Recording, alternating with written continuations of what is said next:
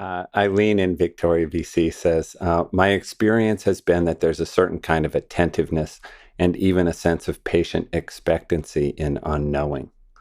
Should it feel more passive than that? So this is an interesting question. So she's describing a way that she's experienced practicing not knowing or being in the unknown, which is that there's this attentiveness there and a kind of patient expectancy, and wondering whether that's like too active and engaged for what we're pointing to. Um, so I think what I would say is it it could be experienced that way, and in fact, that could be a dimension of what it's like to do this practice.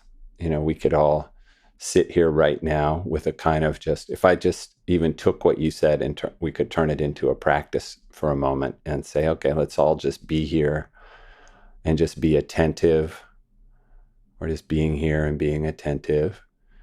And we're bringing a kind of patient expectancy to this moment, which is kind of it's a nice description of being kind of on the edge of the unknown, being interested in what might emerge from the unknown, but she's saying patient, so we're not being, we're not trying to force something to happen.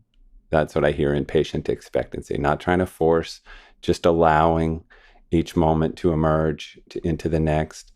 And the expectancy, I guess, it's a kind of, you could say that's a kind of interest. It's a kind of open, receptive, but a little more than receptive, right? It's a little more active. So we could just sit here in that, and there would be that is a kind of unknowing, right? Because we're not grasping at the known. We're not trying to know anything.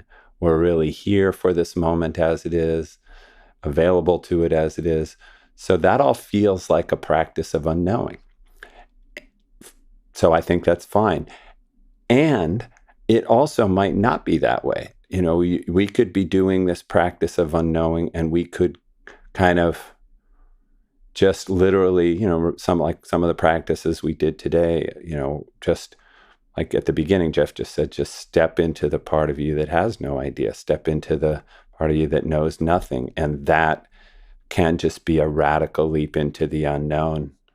That is, this actually ties back to what Diana was pointing to in that discussion Jeff had a few moments ago around her questions, which is there's a dimension of awakening, and one of the radical challenges of spiritual awakening and of this practice is that it can take you to a place of profound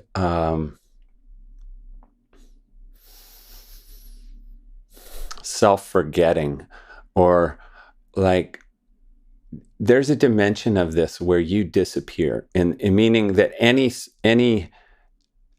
sense any sense you have of yourself, or any self-reference at all, or any measuring or no. This is what kind of Jeff was getting at in that his last teaching here, about any ability to measure where you're at, or know how you're doing, or know whether you're free, goes away, and there's literally just experience. There's just experience and response. There's just freedom happening. There's not, oh, look how, there's not me knowing how free I am, or me delighting in how profound it is, or me referencing anything about it. And we're not saying it has to always be that way, or that that's the ultimate preferred experience, but it's one of the dimensions of awakening that we find, human beings find, so frightening and challenging, is that we don't want to disappear.